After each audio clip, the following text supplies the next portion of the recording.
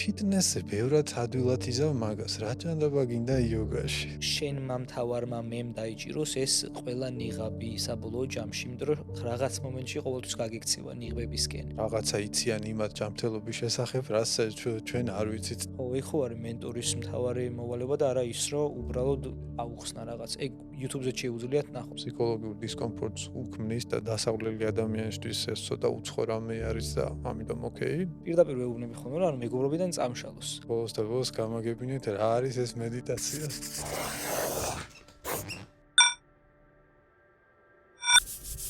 ჩემი პირველი კითხვა პირდაპირ იქნება, როგორ გვაძლევს სულიერი ჯანმრთელობა ყოველდღიურობაში ემოციურ სტაბილურობას და რატო გვჭირდება ის ასე ძალიან? საერთოდ პრინციპში ეგ ორი რაღაც მე მგონი გამოყოფილი არც არის, ასე ვთქვათ, სულიერება და ემოციები. ვთქვათ, ეს არის ჩვენი გონების მდგომარეობა.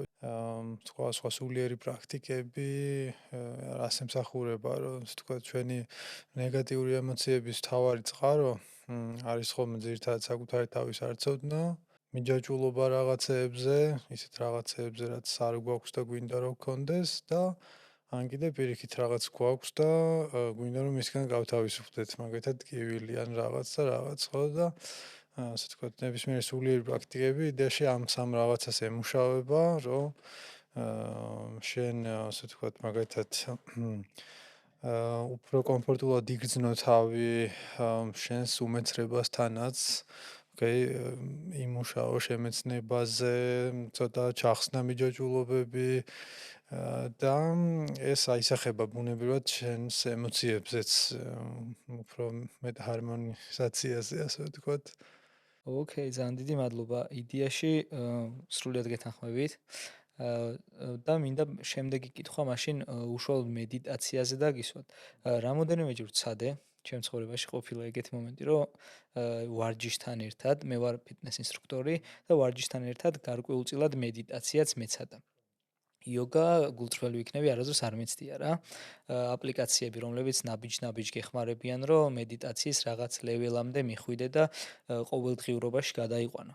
თუმცა სამწუხაროდ არ გამომივიდა და ინტერესი ჩემი მედიტაციის მიმართ არ გაანელებულა და ეხაც იდეაში ამ დიალოგში თითქოს არა მხოლოდ აუდიტორიისთვის, არამედ ჩემთვისაც მინდა რომ ვისაუბრო, მედიტაცია რა არის ზოგადად, რა გავლენას ახდენს ადამიანის არა მხოლოდ სულიერ, არამედ გონებრივ შესაძლებლობებზე და რა არის ის მარტივი ნაბიჯები, არ მცოდნე, არასდროს გამოცდილების არ მქონე ადამიანისთვის, რომელმაც უნდა გადადგას ეს ნაბიჯები და მედიტაცია ყოველდღიურობაში თუ არა კვირაში ერთხელ მაინც დანერგოს, რაღაც დრო დაუთმოს რა.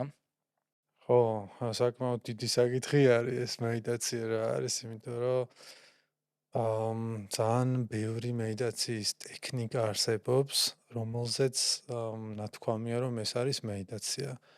მაგალითად, სუნთქვაზე დაკვირვება არის მედიტაცია, ან მანტრის გამეორება არის მედიტაცია, ცეკვასაც ზოგჯერ მიაწერენ ხოლმე მედიტაციას და ცოტა შეიძლება ადამიანის თავში დაბნეულება შექმნას, რომ ბოლოს და ბოლოს გამაგებინეთ რა არის ეს მედიტაცია, ასე ვთქვათ, რომელი ერთი არის აქედან მედიტაცია, ხო?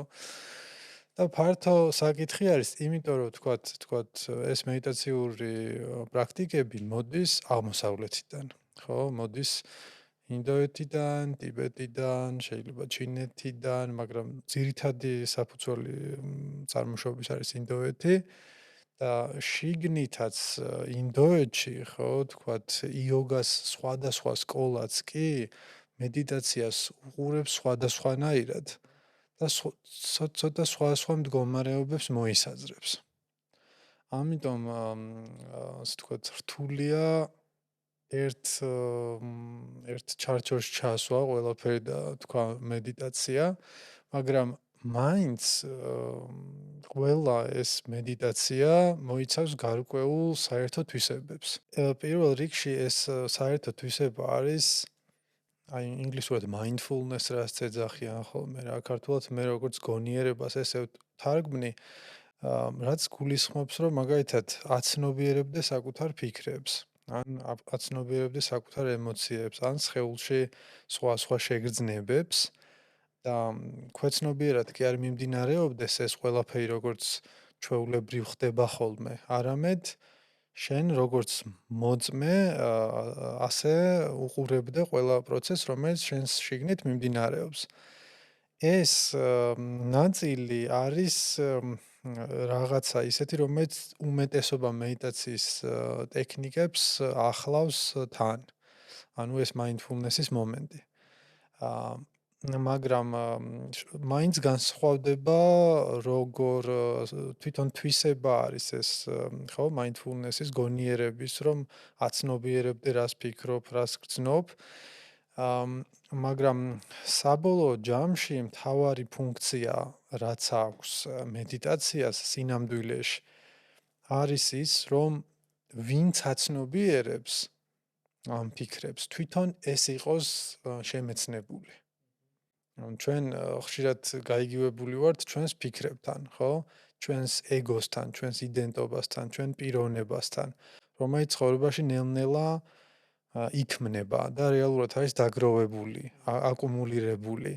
მაგრამ რაშიც ის გროვდება ჩვენი ეგო, ჩვენი პიროვნება, ჩვენი ფიქრები, აი ის სივრცე, ნათქვამია და შეგვიძლია ყველამ შევამოწმოთ, რომ არის ყოველთვის ცარიელი ყველა აფრისგან. ანუ ეს ფაქტიურად არის კონტექსტი და კონტენტი არის მასში ჩაწერილი ჩვენი ფიქრების სახით. და ის რომ ყურადღება გადაიტანო კონტენტიდან კონტექსტზე, რაშიც ეს ფიქრები მოდის, არის რეალურად მედიტაცია. კი, არ ვიცი რამდენად კი, მე მივხვდი გავეცი. მაგალითად. კი, ძალიან ნაცვლად აღწერეთ და ჩემთვისაც გასაგებია შედარებით უფრო მეტად ამ კონტექსტით და კონტენტით აღწერით, უფრო კარგად გავიგე, მით უმეტეს როცა ეს მონტაჟი და ასე შემდგომ უფრო გათვითცნობიერებული ვარ. და თქვენთვის უშუალოდ რა ნაბიჯებს მოიცავდა, ან როგორ წავით, რა ლეველები გქონდათ მედიტაციის საბოლოო ჯამში, რომ ამ დონემდე მისულიყავით და ყოველდღიურობაში ჩაგერთოთ მედიტაცია? ალბათ ერთი 12 წლის წინ შეიძლება დავიწყე რაღაც მცდელობები ამის. მაგრამ აი ყოველდღიური პრაქტიკა მაქვს 5 წელია რეალურად. ყოველდღიური გულისხმობ ჩაგდების გარეშე, ასე ვთქვათ. იქამდეც მედიტირებდი. ოღონდ შეიძლება კვირაში ერთხელ, ორჯერ და რაღაც და სხვა მეთოდებს ვცდიდი და ну, ჩემ შემთხვევაში ყოველდღიური მედიტაციის პრაქტიკა უკავშირდება ტრანსცენდენტულ მედიტაციას, რომელიც ერთ-ერთი მედიტაციის ტექნიკა არის, რომელიც ძალიან ადვილი არის იმ მხრივ, რომ ადვილი არის მისი დანერგვა ყოველდღიურობაში და შემდეგ სხვა ტექნიკებზე გადავედი. იმ მხრივ, რომ გამომიმუშავდა თვისება, რომ დღეში ორჯერ მეკეთებინა 20 წუთი პრაქტიკა და მერე ხო რეალურად მე დროშიც გაიზარდა, მაგრამ 20 წუთი არა, თქვათ შეიძლება რამდენიმე საათზე იყოს ხოლმე ასული. ხო, ანუ რეალურად აი ეს რომ გიხეთ წეღანაც შენ რო თქვათ აი რა ნაბიჯებია უნდა გადადგას ადამიანმა. მე ვფიქრობ, უნდა იპოვოს ისეთი მეთოდი, რომელიც მისთვის იმდენად სასიამოვნო მაინც იქნება, რომ სურვილი უჩნდებოდეს, რომ განმეორებითად დაკავდეს ამით რა. აი ყველასთვის ყველაფერი არ მუშაობს. მაგალითად შეიძლება შენთვის იმუშაოს რაღაცამ, რაც შენთვის არ მუშაობს. ამ პირიქით და არის იმდენი სიმდიდრე სულიერი დედამიწაზე, რომ არა აუცილებელი ყველა ერთი რაღაცით დავკავდეთ. ანუ შეიძლება ცოტა მიედმოედოს ადამიანი, დატესტოს რაღაცეები, იპოვოს რაც მისთვის ცხოვრების იმ ეტაპზე მისაღებია, საინტერესო და ხშირად ეს საინტერესოობა უკავშირდება ხოლმე მედიტაციის მასწავლებელსაც. ანუ ხშირად მასწავლებელი არის ხოლმე ინსპირაცია, ანუ თუ კარგი არის მასწავლებელი, სიამოვნებს მისგან ინსტრუქციების მიღება და ინსპირაციას ღებულობ. ეს შეიძლება ონლაინაც იყოს, შეიძლება აპლიკაციაშიც იყოს ვიღაც ძალიან კარგი გიდი, უკვე დღევანდელი სამყარო აღარ ჯდება, ასე ვთქვათ, ძალიან ტრადიციული გურუების სცენარში.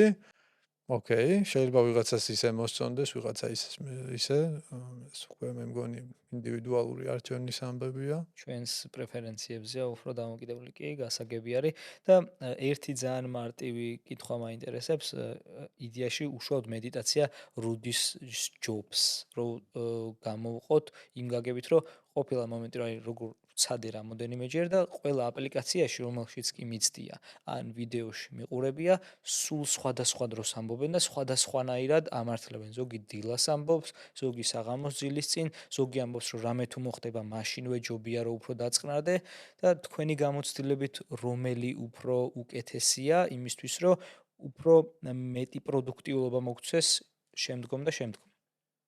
ხო, ეს ცოტა კომპლექსური საკითხია ისე, ბევრი დეტალი არის, რომელიც მოქმედებს მასზე დადებითად და უარყოფითად. მაგალითად, უარყოფითად რა მოქმედებს? მაგალითად, ალკოჰოლის მიღება უარყოფითად მოქმედებს. მოწევაც, ანუ რეალურად აი რაღაცა რაც შენს ნერვულ სისტემას ასტიმულირებს ზედმეტად არ არის კარგი, ანუ უფრო რთულად გამოდის შემდეგ მედიტაცია. ყავის შემდეგ არ არის კარგი, ჩაის მერე შეიძლება არ იყოს კარგი, ჭამის შემდეგ არ არის კარგი, იმიტომ რომ საჭმლის მონელება ხდება ორგანიზმში და შენ ამ დროს ძალიან ნელდები რეალურად და არაა საჭირო შენელება ჭამის მერე. ამიტომ რეალურად კარგი არის ცოტა ამ სუბუქ კუჭზე, ამისათვის დილა არის კარგი.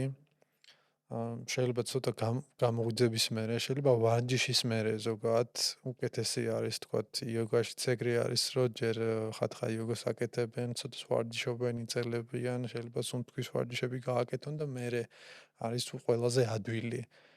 მაგრამ ის მომენტიც გასათვალისწინებელია, რომ თუ ჩვენ ძალიან ესე შევხედეთ მედიტაციას, რომ მე ამისათვის კარგად უნდა მოვემზადო, ვერასდროს ვერ მოვემზადებით.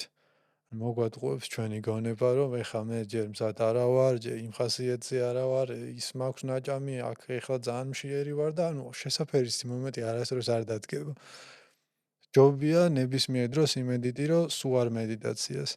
მაგრამ თუ რამე, ანუ დილით ყველაზე კარგი პერიოდი არის და საღამოსაც კარგია რეალურად, შეიძლება ჭამამდე, საღამოს ჭამამდე, ვახშმამდე, მაგალითად. იმიტომ რომ ზოგი ადამიანისთვის ძილის წინ გაკეთება შეიძლება ისეთი აღმოჩნდეს, რომ დაძინება გაუჭირდეს იმ მხრივ, რომ გამოფხიზლდეს პირიქით ძალიან. ამიტომ ინდივიდუალურად. ანუ იდეაში როგორც ვარჯიში, ისე მიდის მედიტაციაც რა. ეხლა მე ფიზიკურად ვარჯიშობ და ზუსტად იგივე ლოგიკით მივყვებით ვარჯიშსაც რა.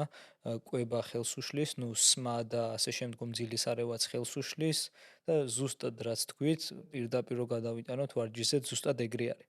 ნუ იოგა ახსენეთ, მაგრამ სანამ იოგაზე გადავალ, უფრო მაინტერესებს უშუალოდ რა ტიპის სულიერი მოძღვრებები ან დამოკიდებულებები გვიწყობს ხელს ემოციური განვითარების ან დამშვიდებისთვის. დღევანდელ სამყაროში იდეაში ისეთი სამყარო გვაქვს, სწრაფად ვითარდება სამყარო და იოგა მე მაგალითად მამაჩემისგან ვიცოდი ბავშვობიდან, რომ მამაჩემი რამდენიმე წელი იყო დაკავებული იოგით. ვარჯიშით არა, პირდაპირ იოგით, ჰათა იოგის წიგნის რამდენიმე წიგნი გვაქვს სახში და წლების განმავლობაში ავითარებდა საკუთარ თავს. ნუ მერე ოჯახი ცოტათი მოწყდა და გაიქცა რა. მაგრამ ბავშვობიდანვე სულ იმას მეუბნებოდა, რომ ანუ აი იოგა და სიყრმიდან ვიცი ეს, რომ ეს ფილოსოფია არა მხოლოდ ვარჯიში, ფილოსოფია მნიშვნელოვანი არის და რამდენად იმოქმედა მასზე. და ზუსტად მაგიტო ხშირად ვეძიებოდი ხოლმე, ის წიგნიც ძალიან ძველი არის და პროსტა ვიცი რომ უბრალოდ მოძიგზეც გადამიშლი. ამბობ. კი და ანუ უბრალოდ გადამიშლე ხოლმე და უყურებდი, წარმოვიდგენდი ხოლმე, რომ მამაჩემი მაგას ვარჯიშობდა რა. და ძალიან ისეთი დამოკიდებულება მაქვს იოგის მიმართ. არასდროს არ გამიკეთებია, მაგრამ ვიცი რომ ძალიან კარგია. და იდეაში ეგ მაინტერესებს ეს სულიერი მოძღვრებები ან დამოკიდებულებები, რომლებიც დღევანდელ ქაოტურ სამყაროში უფრო წინ წაგვიძღვება, როგორც სიმშვიდე, ყველაფრის უფრო მარტივად ან ლოგიკურად შეხედვა და ასე შემდგომ. პირველად ეს სიტყვა იოგა არის ნახმარი ვედებში. ყველაზე ძველ ტექსტში, რაც სულიერ ლიტერატურაში, მაგრამ რა იყო იოგას პრაქტიკა, არ იყო აღწერილი ვედებში თვითონ. აი თითქოს ეს იოგა სიტყვა ესე იყო განმარტებული, რომ იოგა ნიშნავს შერწყმას.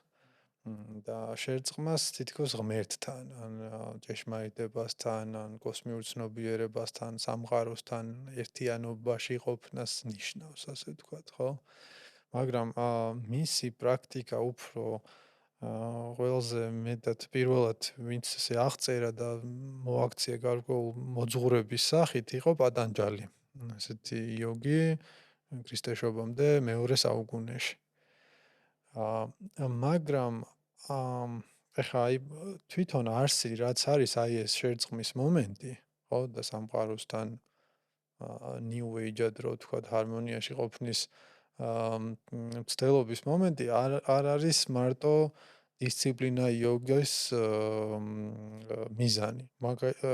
ბუდიზმისაც არის, ინდუიზმისაც არის, კიდე სხვა ფილოსოფიური სკოლები არის, ადვაიტა და ასე შემდეგ. ისინიც მაგას ასე ვთქვათ ჩარლიჩობენ. ისინიც მაგ საქმეს აკეთებენ, ოღონდ თითქოს აი ესე იოგას სიტყვას ისინიც ხმარობენ თავიანთ თავზე, მაგრამ რაღაც სხვა მოძღვრების სახელით არის ცნობილი. ხო და მანდაც ეს მომენტი რომ აი რა მოძღვრებები დაეხმარება ადამიანს, ხო, მე ვფიქრობ კარგი იქნება რომ აი შეისწავლოს ადამიანმა რომელიმე ისეთი სწავლება, რომელიც მასთან ცოტა რეზონირებს და დააინტერესებს, მაგალითად ბუდისტური არის ჩემი, უფრო მეტად რაც უფრო მაინტერესებს. შიგნით რეალურად არის ის ღრმა სწავლებები, ანუ ეს მარტო იოგა რახან შენ როგორც ფილოსოფია ესეც წამოჭერი, ეს არის რეალურად მთელი სიცოცხლის გააზრება, არსი, ჩვენ შენ რაზეც მომწერე საერთოდ ხო საზრისის მომენტიც, ამ საზრისთან ყოფნის და ამ საზრისში ყოფნის ჩვენით საშუალება. უნდა ვიპოვოთ მაინც ეს ჩვენი გზა, ხო? დაახლოებით როგორც ხო, მოვთვლი, ხო? ხო, ჩვენი გზა არის და არის სერიოზული ტრადიციები.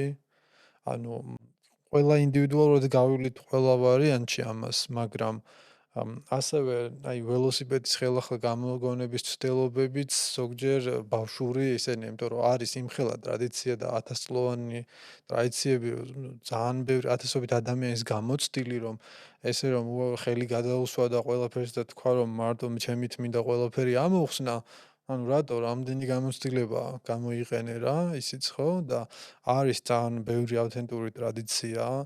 მე პირადად არ მაქვს ეგეთი სექტანტური შეხედულებები, რომ რაღაც ერთი არის იქიდან სწორი და სხვები არა, ყველა ძალიან ძვირფასია რა, ყველა ძალიან ღრმა არის, უბრალოდ შენთან რომელიც უფრო მეტად დარეზონირებს, ხო, შეიძლება გამოიყენო. და იდეაში ხო აქაც იოგაზე უფრო მეტად ვისაუბრეთ და მაინტერესებს უშუალოდ იოგის ნაწილში ყველაფერი დღეს ძალიან პოპულარული გახდა. როგორც ფიტნესი, ისე იოგაც. ხო. იქამდე ბავშვობაში როგორც ახსენია ხა მამა ჩემი რომ იხსნიდა ხოლმე, ჩემთვის უფრო არა ვარჯიშთან არ იყო კავშირში რა, უფრო მეტი იყო სულიერებასთან უფრო მეტ კავშირში იყო ვიდრე ვარჯიშთან რა. და დღესდღეობით თითქოს იოგა ვარჯიშთან უფრო ახლოს არის და ყოველდღიურ ფიზიკურ აქტივობასთან უფრო აკავშირებენ ვიდრე სულიერებასთან. ზოგიერთი ადამიანი იმ სიღრმეებში არ შედის, უბრალოდ მოძღვარს ანდობს, რომ ეს ყველაფერი ერთად გაიარონ რა.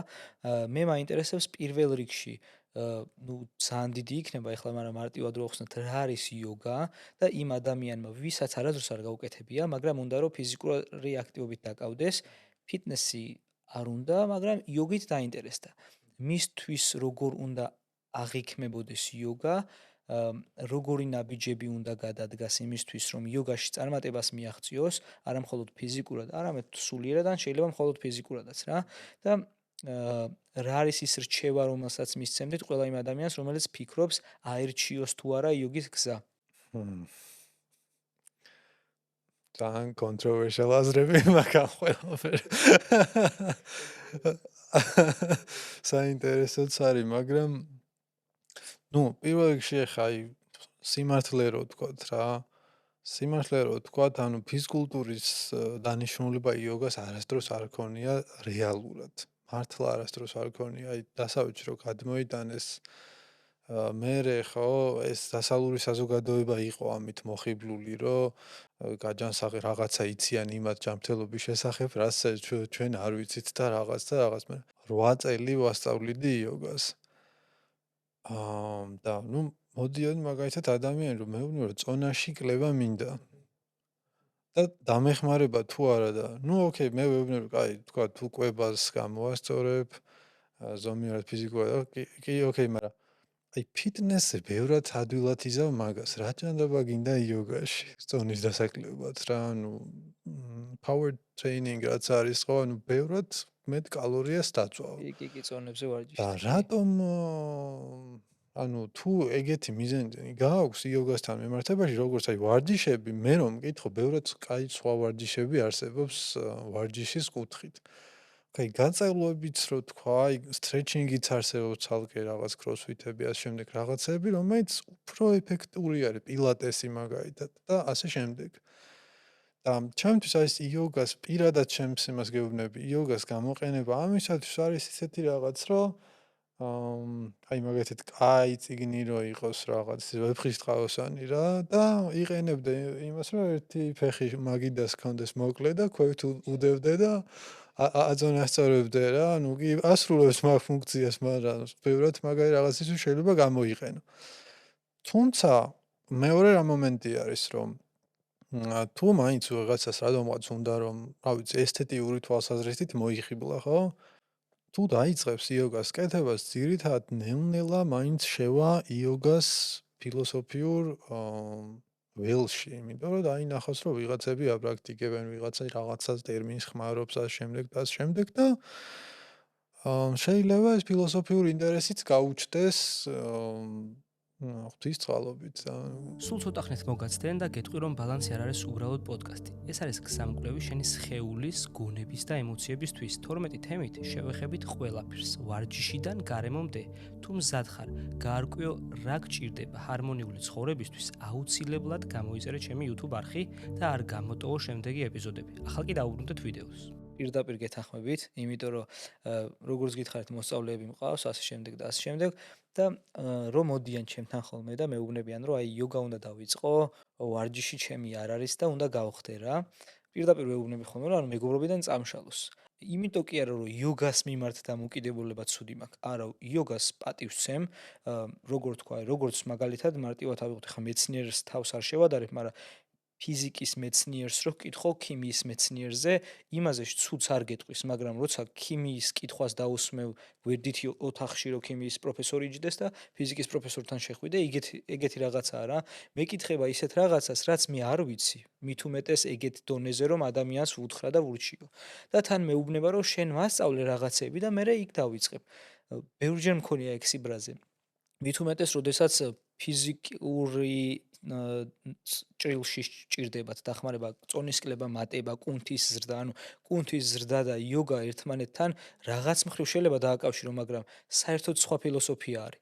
მე მაგალითად სულ ვეუბნები, რომ თუ გინდა რომ ფიზიკურად ძალიან ჯანსაღ გზას დაადგე, მოდი ივარჯიშე კვირაში 2-3 დღე და იოგა აკეთე დანარჩენი 2-3 დღე. სულიერადაც კარგად იქნები. გაწელვები არასდროს არ დაგჭირდება და იოგა დაგეხმარება მაგაში ნაწილობრივ, მაგრამ სულიერებაში უფრო მეტად დაგეხმარება და თან პლუს სხეულის განვითარებაში, რა თქმა უნდა, ეს ფიზიკური აქტივობა. თუმცაღა მაინც ვერ იაზრებენ მაგას და რატომღაც ზედაპირულად ზერელე დამოკიდებულებით უბრალოდ მიდიან, რომ აი მე წონებს ვერ ავწევ და იქ მითხრეს, რომ კარგ ტანზე იქნები და იოგა და კარგი ტანი კი შეიძლება პირდაპირ პროპორციულია, იმიტომ რომ ზოგიერთ პოზას ვერ გააკეთებ ისე, მაგრამ იქამდე უნდა მიხვიდე ჯერ რომ ის გააკეთე, ხო? და იდეაში მაშინ ეგ მაინტერესებს პასუხს გარკვეულწილად უპასუხე, იმ გაგებით, რომ ეგ მინდოდა მეც, რომ მე თქვა რამდენად სწორად ვიქცეოდი ასეთ დროს. ხო, არა, იცი რა, საერთოდ ზოგი ადამიანის ბუნებრივი ფიზიოლოგია ისეც არის, რომ რაღაცნაირად იქიდანაც კაი დანზე შეუძლია მივიდეს, მაგრამ ზოგს არ გამოუვა მარტო მაგით. იმიტომ რომ კარდიო დატვირთვა მაგალითად არ ექნება ისეთი, ან ამ შემდეგ და ამ შემდეგ. თან კიდევ რა მომენტი არის, იცი, აი იოგას პლუსი აი ფიტნესთან შედარებით, რაც აქვს, არის რომ შინაგანი ორგანოების გაჯანსაღებაზე აკეთებს უფრო მეტ აქცენტს, რა ვთქვათ, სადაც კუნთებთან შედარებით რა. ბევრი ისეთი ნიუანსი არის პრაქტიკაში, რომ შინაგანი ორგანოების შეკვეცა გაფართოებას იწვევს და შესაბამისად უფრო დეტალურად სისხლით მომარაგებით და თქვათ აი შინაგან ორგანოებს უფრო კარგად ავარჯიშებს, თქვათ სუნთქვის ვარჯიშებიც ისე ფილტვებს და ამ შემდეგ. ისიც ფიტნესს იზავს გარკვეულ დონეზე, მაგრამ ხო, მაგრამ იდეაში ერთად ჯობია ბალანსის პოვნა, დიახ. ხო, სრულიად გეთანხმები და იცი რა მაინტერესებს? მაშინ იოგა, როგორც ავხსენით, უკვე სულიერებასთან უფრო ახლოს არის, ვიდრე ანუ ეს ფიზიკურ ნაწილთან პირდაპირ კავშირში არის ეს ფიზიკური აქტივობა, წონების წევა ან სირბილი თუნდაც, მაგრამ ეგ მაინტერესებს, რომ უფრო ავხსნათ იოგამ მხოლოდ ესე რომ აღიქვავენ, რომ ფიზიკური აქტივობაა სულიერების გარეშე. აა რამდენად სწორ გზას შეიძლება დაადგეს ეგეთი ადამიანი, თუნდაც მაგალითად მის მასწავლებელთან ან კოუჩთან არ გაიაროს ეს ყველაფერი, უბრალოდ მივიდეს, რაღაც მოძრაობები გააკეთოს, წამოვიდეს. ავხსენეთ წიგნის მაგალითზე, რაც ძალიან კარგი იყო. თუმცა მაინტერესებს უფრო აი შენი გამოცდილებით, რომ სულიერებაში, რომ სიღრმეში შეხვედი და გაითვით ცნობიერე, რამდენად დაგეხმარა ეგ ყველაფერი ამ ყველაფრის განვითარებაში იოგის ნაწილში რა? ხო, ანუ რეალურად რა თქმა უნდა ყველა ადამიანი თავისუფალია და ვისაც მარტო ფიზიკური ნაწილის სიამოვნებს, რატომაც არა, ანუ დაკავდეს მაგით, თუ ვერ გზნობს ამ სულიერ ძახილს. მაგ მხრიდან, ასე ვთქვათ, არაა პრობლემა და როგორც ვარჯიში და ფიზიკური გიმნასტიკა, იოგების ფიზიკური გიმნასტიკა, აი ესე შეასრულოს და მე ვინ ვარ რომ უთხრა რომ ნუ შეასრულებ რა თქმა უნდა კაც როგორც აი არაფერი ხა გაწელვა არ არის სულიერება როგორ შეიძლება ხა ანუ სულიერება ის არის შეიძლება რომ თქვათ მაგალითად ჩემს სხეულთანაც ჰარმონიაში რომ ვიყო და ცნობიერება შევიტანო ჩემს სხეულში ეს რაღაცა არის რაღაც დადებითი სულიერი თვისება ხო, თქვათ, ჯობია იმას, რომ არაცნობიერებდე, ისე ცხოვრობდე, რომ რა ჭამ, რა სვა, რა ხდება აქ, საერთოდ არ გაინტერესებდეს, ეს არ ითვლება რაღაც სულიერ თვისებად, ხო? ხო, ну, ძალიან ცოტა ადამიანი მოსულა ეგეთი მოტივით ჩემთან, მაგრამ მოსულან და ის ადამიანები ჩემი მეგობრები არიან დღეს და ასე შემდეგ, რომელსაც უთქვამს, რომ მაინტერესებს იოგას ფილოსოფიური ნაწილი, სულიერი განვითარების ნაწილი და იოგას, რა თქმა უნდა, მაგი შეუძლია მისცეს. საერთოდ აი იმ ტექსტში მე რომელიც ვახსენე პატანჯალის იოგას სუტრები, პირველი ტექსტი, რომელიც არის იქ სულ რამდენიმე ასანა არის აღწერილი ფიზიკურ სხეულთან დაკავშირებით და ყველა არის ჯდომის. ლოტუსის პოზა, ესეთი ლოტუსის პოზა, ისეთი ლოტუსის, ანუ სულ ყველა იყო ჯდომის პოზა. ანუ რეალურად ნამდვილი იოგების 90% ვარჯიშებს არ აკეთებდა საერთოდ. საერთოდ არანაირი ვარჯიშით არ იყვნენ დაკავებული, იმიტომ რომ იოგაში არის კიდევ ესე იგი არსებობს ბhakti yoga, რომელიც არის გრძნობების იოგა, devotion, path of devotion, ხო, სიყვარულით ღმერთის მსახურება თავის მიძღვნა, ამის იოგა, მეორე არის ინტელექტის გზა, gnana yoga, შემეცნება, ინტელექტუალური מחვილივით ალესილი გონება და ძირითადად მოგეთ მაგ გზებს უფრო მიხვებოდნენ ხოლმე იოგები ვიდრე გიმნასტიკას. ანუ გიმნასტებიც იყვნენ, მაგრამ ალბათ ჩემი აზრით 10% იქნებოდნენ უფრო. პოდკასტის ლოგოც ლოტუსის ფორმა არის და ჩემთვის ბალანსთან ყოველთვის ალბათ ეგ ჯდომა ასოცირდება, არ ვიცი რატო და როგორ, მაგრამ მაინც და ვახსენებთ უშუალოდ ორგანოებთან როგორ კარგ დამოკიდებულებაში არის იოგა. და მაგაზე ჩაგეძიები, ბარემ იოგა და მედიტაცია ზოგადად ეს ყველაფერი ერთად ჯანმრთელობასთან მიმართებაში როგორ კვლევები რას იძახიან ან ასე შემდგომ რას გვაძლევს დადებითს რამდენადაც ეხა ფიზიკურ აქტივობაზე შემიძლია გითხრა რომ უშუალოდ შეგიძლია კარგ გზაზე დადგე მაგრამ შენი არჩევანი თუ არის შეგიძლია ისეთ ცუდ გზაზე დადგე რომ რაღაც 50 წელს ვერ გადააბიჯო ან 40 წელს რაც ძალიან ცუდი არის იოგას ნაწილში ეგ არასდროს არ მსმენია მანდაც არის ფატალური შემთხვევები, ფატალური რა, ну ეგეთი რა, რომ ანუ ყოფილან ისეთი იოგები სერიოზული, რომელიც 50 წლის ასაკში მომკვდარან ძალიან ბევრი ვარჯიშით და ამ შემდეგ კიდე ზოგჯერ ენერგიები ირევა, აღარ სცინავს ადამიანს, გონია რომ აღარ სჭირდება ძილი. რეალურად მაინც სჭირდება და სხვა რაღაც ისინი ვითარდება რა პრობლემები ხოლმე შეიძლება ზოგჯერ. ეგ არ ხო ვიცოდი და ნამდვილად. კი, ანუ ჯანმრთელობის იმაზეც კი, ნუ ისევ აი ხა ვთქვათ, ხათხა იოგები, კი, ხათხა იოგები, რომელიც აი გიმნასტიკის იოგები ვინც არიან, ხო, უფრო დიდი ხანი შეუძლია იცხოვრონ და ჯანმრთელად, იმიტომ რომ რეალურად მოქნილობა თუ გააქვს და აი მაგალითად შენი საერთოდ ესეთი ნათქვამი ხო არის, რომ სიბერეო, ფასდებაო ხერხემლის ელასტიურობით რა. ხო, ანუ ხერხემალი თუ ელასტიური თქვათ ხიდზე გადადიხარ და ამ შემდეგ, ხო, ანუ ახალგაზრდა ხარ. თუ ხიდზე გადასვლა შეიძლება 60 წლის ასაკში, 70 წლის ასაკში, ან 80 წლის ასაკში და 90 წლის ასაკში, ანუ რა უნდა მოკლას, ხო, ანუ რა თქმა უნდა, კარგი ცხოვრება გაქვს ფიზიკურად. მაგრამ თუ პრაქტიკაში ჩართული არის პრანაიამები, სუნთქვის ვარჯიშები და სხვა კრიები, რომელიც ენერგეტიკასთან არის დაკავშირებული და ენერგეტიკულ სხეულთან, შეიძლება რაღაცები ისეთი მოხდეს, რაც ვერ გააკონტროლოს იოგმა, ვერ დააფიქსიროს და რაღაცა გამოვიდეს წყობიდან. განსაკუთრებით როცა სუნთქვის ვარჯიშები არის აქ ჩართული.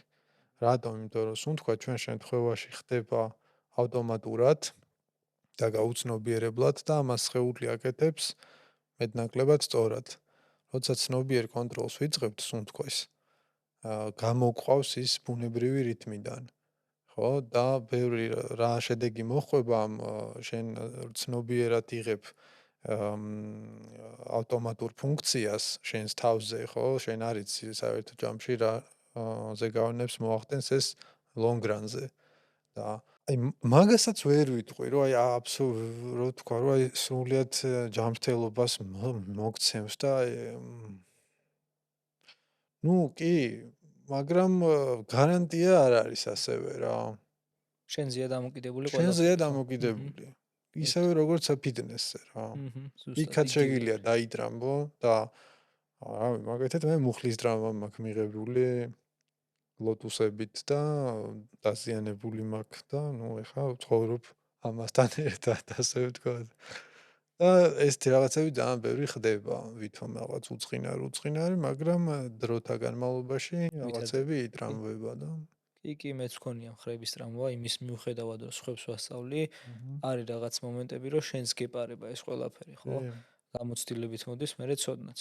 იდეაში მე თქვენი გზაც მაინტერესებს გარკვეულწილად. აი ფიტნესისგან განსხვავებით, იოგა ეგ არის განსხვავებული, რომ მანდ თუ სხვას გინდა ასწავლო, უკვე რაღაც დონეები უნდა დაიცვა, თუ როგორც არის ბრჭყალებში, რო ვთქვათ, ჩვენთან უბრალოდ განათლებას მიიღებ, შეგიძლია ეს განათლება რამდენიმე თვეშიც მიიღო და მერე შეგიძლია ასწავლო, თუმცა ეს გამოცდილება, რა თქმა უნდა, საერთოდ სხვა რაღაცა არის რა. მე მაინტერესებს თქვენ ახსენეთ, თქვენი მიმართულება რომ არის ერთ-ერთი, რომელიც აირჩიეთ, პირველ რიგში რა მოგცათ ეს მიზანი, რატომ დაიწყეთ ესე უკვე პროფესიონალად თუ პროფესიონალურად იოგის სწავლა და ასე შემდეგ და რატომ აირჩიეთ ის მიმართულება, რომელიც აირჩიეთ, ან რითია განსხვავებული და თქვენთვის რატო ესეთი მოსაწონი? ნუ თავიდან დავიწყე რეალურად სიგარეტს ვეწეოდი 1-2 კოლოფს დღეში და დაღლილობა და რო ვერ სუნთქა უბრალოდ ამდენი მოწევისგან და შემდეგ და ნუ მაშინ ჩემს მასწავლებელს ჰქონდა teacher training-ი მასწავლებლების ახალ ინსტრუქტორებს ამზადებდა და თვითონ შემომთავაზა რა ხო არ დაინტერესდებოდია და მეც ეგრევე დავინტერესდი რეალურად, იმიტომ რომ სულიერად ეს ისეაც მაინტერესებდა ყოველთვის და მეთქი უფრო ღრმად შევისწავი და შემდეგ და მოკეთ მალევე რეალურად დავიწყე სწავლება. ნუ მაშინ ბევრი გამოცდილება არ მქონდა, მაგრამ ნელ-ნელა დაგროვდა მე გამოცდილება რა. მაგრამ გამოცდილების დაგროვებასთან ერთად ის გამოჩნდა ჩემთვის მაგალითად პირადად, რომ აი ეს მეორე ნაწილი რეალურად ფილოსოფიური ბევრად უფრო საინტერესო და მიმზიდველი იყო, ვიდრე ფიზიკური ნაწილი. სუნთქვის ვარჯიშები უფრო საინტერესო იყო, ვიდრე ფიზიკური ვარჯიშები და სუნთქვის ვარჯიშებზე უფრო მეტად მედიტაცია იყო საინტერესო კიდევ. და ნუ ეგ ისენიც ქონდა გავკვეთილებზე ჩემი სტრაგლები, ასე ვთქვათ, რომ აი შინაგანად სხვა რაღაცის გაზიარება გინდა ადამიანებისთვის და აღარ გაინტერესებს ფიზკულტურის სწავლება, ასე ვთქვათ, ხო და მაგან ეხლა რეალურად იქამდე მიმიყვანა, რომ ეხლა პრინციპში ძირითადად ვასწავლი მედიტაციას, სუნთქვას, შინაგან ენერგიებთან მუშაობას, ეგრეთ წოდებულ ჩაკრებთან, არხებთან და ვთქვათ ფილოსოფიურ ნაწილს. და ხო რა, უფრო ჩამოშორდი ამ ფიზიკური ნაწილის მიწოდებას, წელს გადავწყვიტე ეგ რაღაც, იმიტომ რომ ესე უფრო თავს ვგრძნობ კომფორტულად და ბოლომდე ჩემს ადგილას. და ნუ გზაში იპოვე შენი ინტერესები რა კი, იყო და ასე კი, შემდეგ. კი. ხო, ძალიან ის რაღაც მომენტებში ვაკავშირებ. მეც ეგრე დავიწყე და ნელ-ნელა მერე აღვიქვი. ეხაც აქ ვერ ვიტყვი რომ რამე გზა შეგიძლია იპოვო, თუმცა მაინც ვცდილობ რომ ჩემი კურსები ცოტა განსხვავებული იყოს და არ ადამიანს უბრალოდ არ ვასწავლო ხელი როგორ ჩამოწიოს, არამედ იმ 3 თვის მერე, მაინც ვცდილობ რომ 3 თვით დავტოვო, იმ 3 თვის მერე მისი ცხოვრება და ჩვევები იყოს უფრო ჯანსაღი, ვიდრე უბრალოდ ის რომ იცოდეს ზურგის ვარჯიში როგორ კეთდება რა. ძალიან მაგარია. ხო, ეგ ხო არის მენტორის მთავარი მოვალეობა და არა ის რომ უბრალოდ კი. აუხსნა რაღაც. ეგ YouTube-ზე შეუძლიათ ნახონ. კიდევ გავუმეორდები მაშინ ამას, რას ურჩევდი დამწყებს, რომელიც ჯერჯერობით არც მედიტაციით, არც იოგით, ცოდნით დიდად არ გამოირჩევა, მაგრამ უნდა რომ აგზას დაადგეს, რა არის ლოგიკური და უფრო უკეთესი მისთვის, რომ ამ გზას სწორად დაადგეს, რომ დღევანდელი მრავალი ის გვაქვს წინ არჩევანი, ხო. სადაც აირჩიოს სწორი გზა, რომელი არის მის ცხოვრებაში ამ ეტაპზე. ხო, ნუ აქ საერთოდ ერთი კითხვაც კიდევ ისმის, როცა ეგეთ კითხვას ვსვავთ, რომ აი თითქოს დასავლეთში ესეთი ისიც არის, რომ ანუ ორნაირი მიდგომა არის მედიტაციისადმიც.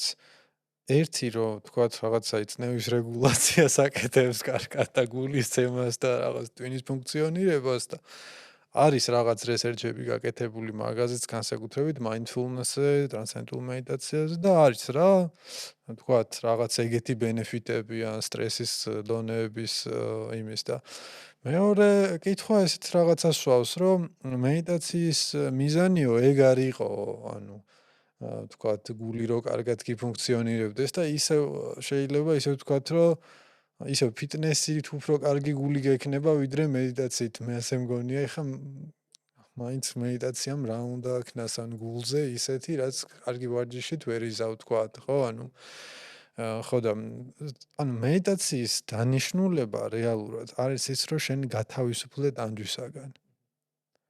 შენი ფსიქოლოგიური სულიერი ტანჯვისაგან და იდეაში საბოლოო ჯამში დანიშნულება იოგას მხრივ არის საბოლოო გათავისუფლება ტანჯვისაგან. საბოლოო ნიშნავს, რომ არასდროს აღარ დაიტანჯო, ისეთ მდგომარეობაში მიხვიდე, რაც არის სულიერი გამოღვიძება. ხო და თუ ეს რეალურად არსებობს თუ არა, ეგ შეკითხვა ადამიანმა უნდა დასვას ჯერ თეორიულად, რომ თუ შეიძლება არსებობდეს მდგომარეობა, სადაც მე ტანჯვას შევწყვეტ საერთოდ. ხო, რა არის ტანჯვა, რა არის ტკივილი. არის სხვა რაღაცეები, ხო? და შემდეგ ესე იგი არის როგორც თქვი, რაღაც ავთენტური სწავლებები და ავთენტური მასწავლებლები, რომელიც ადამიანს ასწავლიან აი იმ გზას, რომელთაც ამ ტანჯვისგან უნდა გათავისუფლდეს და სადაც სხვა მედიტაციური პრაქტიკები არის უკვე ის მეთოდები, რომლითაც ემუშავები შენ შინაგან მდგომარეობას. იმისათვის, რომ თუ ეს გაინტერესებს, მაგ გზაზე დადგე, ჯობია რომ ცოტა ინფორმაციულად მოემზადო, შეიძლება წაიკითხო რამდენიმე წიგნი მედიტაციაზე. ბევრი კარგი წიგნი არსებობს, ძალიან კარგი წიგნი არსებობს და მოძებნოს მასწავლებელი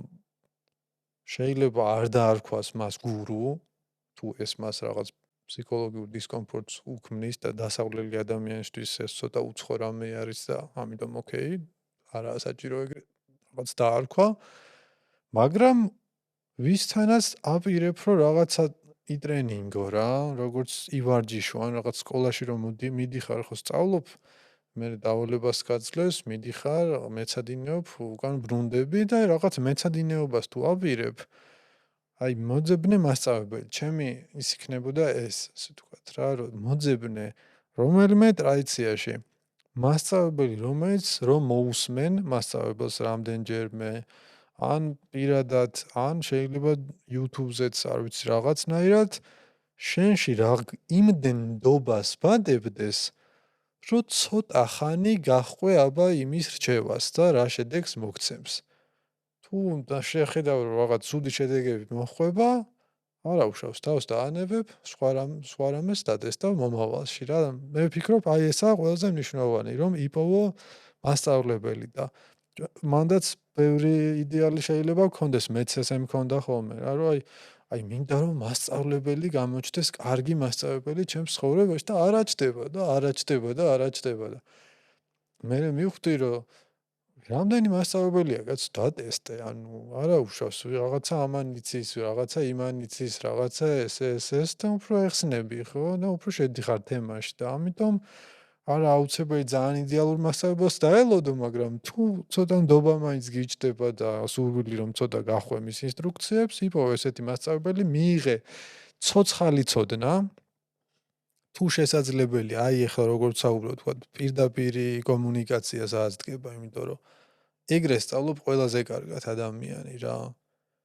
ანუ წიგნიდან და რაღაცა შესაძლებელი არის თეორიულად, მაგრამ პრაქტიკულად ბევრი ადამიანი მაინც სისტემატურად ვერ გააკეთებს ესე რა. ამიტომ ცოცხალი სწავლება რომ მიიღოს მასწავლებლისგან, აი ეს არის მთავარი მომენტი რა და დანარჩენი ბევრი რაღაც კარგი აპლიკაციებიც არის ეს კარგია რა, კარგია ეგ რისთვის ცი დასაწყებად რა. ნაბიჯის გადასაქმნელად. მაგრამ მე უკვე თუ სიღრმე შესვლა გინდა მასწავლებელი აუცილებელი არის. კი, სრულიად მივხვდი. ძალიან კარგი პასუხი იყო. აქაც იგივე ისინი წამომევიდა აზრები, რომ ძალიან დიდი კომუნიკაცია და კონექშენი აქვს უფრო სწორედ ფიზიკურ აქტივობასთან, თუმცა მაინც სულიერებაზე უფრო პასუხისმგებელია, რაც ძალიან სასიამოვნო გასაგები იყო რაღაც მხრივ იოგაზე და მედიტაციაზე ვიცოდი, უბრალოდ ძალიან ესე ზედაპირულად, თუმცა ამ დიალოგმა უფრო სიღრმისეულად განმავითარა იმ ფაქტორით, რომ იოგა პირდაპირ მნიშვნელობით უფრო სულიერებაზეა პასუხისმგებელი და არა ფიზიკურ აქტივობაზე. და არ არის გაწელვები რა, რაც ძალიან ეხა მეც თავს უფრო კარგად ვგრძნობ, რომ ეს გავიგე. მაშინ იდეაში შემოვიფარგლები კითხვით, რა არის ის რჩევა ან გამონათქვამი, რომელსაც არამხოლოდ მედიტაციის ან იოგის მიმართულებით ზოგადად ცხოვრებაში, რომელსაც ყველაზე დიდი გავლენა მოუხდენია შენზე, ან შენ გაგიცია თუნდაც. და ამ რჩევის გათვალისწინებით ან სხვებმა რო გაითვალისწინეს შენი გაცემული რჩევის მერე, მათი ცხოვრება ან შენი ცხოვრება შეცვლილა რა. ორი პასუხი მომევიდა თავში და ორივეს იყოს ორივე, არ არის პრობლემა პირიქით რა. გამიჭირდება ამ რჩევამ აქედან. აი იმის გაცნობიერება, რომ ამ ცხოვრებაში რეალურად ყველანი ვიტანჯებით. არ არსებობს ადამიანი, რომელიც ტანჯვას არ განიცდის რა. და ეს გვაერთიანებს ყველას. ერთად ვიხარშებით ამ ყველაფერში. და შეუძლებელია ცხოვრების აწყობა ბოლომდე. რომ რაღაც შექმნა შენი რაღაც იდეალური რაღაც თქვათ, აქ გამდენი შემოსავალი, აქეთკენ ურთიერთობა, წელიწადში ორჯერ მოგზაურობა, ერთხელ ევროპაში, ერთხელ აზიაში, კარგად ვიყო და ეს დროებითია მართლა. თუ რომ ჯერ ესეთი ამის მიღწევას ძალიან ბევრი ძალისხმევა ჭირდება. მე ძალიან ბევრი ძალისხმევა ჭირდება მაგის შენარჩუნებას. და მესამე შეუძლებელია შენარჩუნება რაღაც დონეზე, რაღაც მომენტებში მაინც რაღაცები დაინგრევა. და ამას როცა აცნობიერებ ადამიანი და ეს არის ბუდას ერთ-ერთი მთავარი მესიჯი და გზავნილია ადამიანებისადმი, ნახავ რომ ეს ტანჯვა არის ყოვლის მომცველი და ეს თანაგზნობას გაგიჩენს ყველა არსებისადმი რა, ყველა ადამიანისადმი, მათ შორის შენი თავისადმიც. და ყველა ადამიანის როგორც მოქმედებს, რა შეცდომასაც უშვებს, ყველაფერი ოკეი იქნება შენთვის. იმიტომ რომ ხედავ რომ ისინი იტანჯებიან რეალურად და ეს გაგება, ეს თანაგზნობა ყველა არსებასთან გაკავშირებს გულით, შენი გულის გრძნობით, ხო, სიყვარულით და ეს არის მნიშვნელოვანი სწავლება, რომელიც მიმიღია ჩემი მასწავლებლებისგან და რომელიც გამიცია.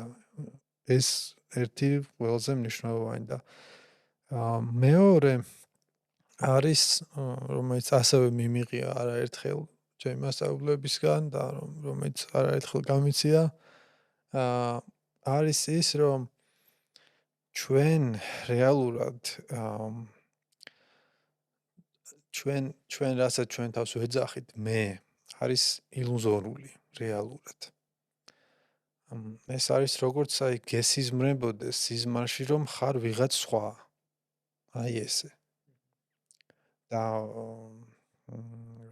ეს ანუ არარეალური რა ხვდები მაგრამ გჯერა მთელი ძალით შენი პიროვნული ილუზიის რა შენი ილუზორული მესი და